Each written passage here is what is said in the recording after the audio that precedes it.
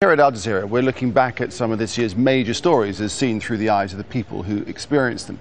Somalia has been racked by decades of internal conflict, but new hope blossomed with the election of a new president.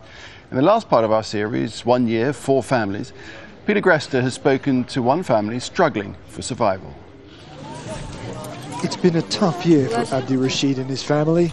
They ran from fighting and came to the Saidka camp for displaced people in 2010, hoping to find help. Instead, they found a drought, Somalia's worst in 60 years. At its peak early this year, they'd be lucky to find 1 meal a day. It was a terrible situation at that time. I can't describe how it was for us. We didn't have water, we didn't have shelter, we didn't have food.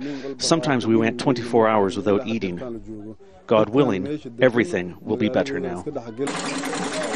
When the aid agencies failed to show up, Abdi borrowed some money from relatives and invested in the sewing machines. They kept the family alive. The drought stretched deep into the year. As late as September, aid agencies were still feeding 30,000 children in Mogadishu with emergency supplements. 1 million people across the country still need help. But in that same month, the country's politics seemed to turn a corner. For the first time in 20 years, Parliament elected a president who could claim a degree of legitimacy. As an academic, Hassan Sheikh was untainted by his past, and people began to believe that things might get better.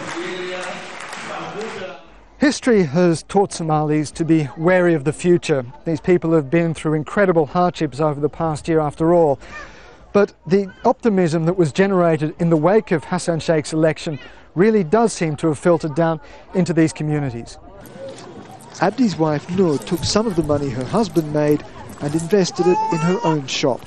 They still can't earn enough to end all their problems, but she says the future is looking better than the past. I'm optimistic that next year will be better.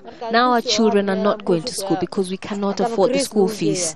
But things are improving, and we're expecting the government to give us things like health centres and schools. Nobody would suggest their children face an ideal future, but given what Somalia has been through, Noor and her children have reason to hope. Peter Greste, Al Jazeera, Mogadishu.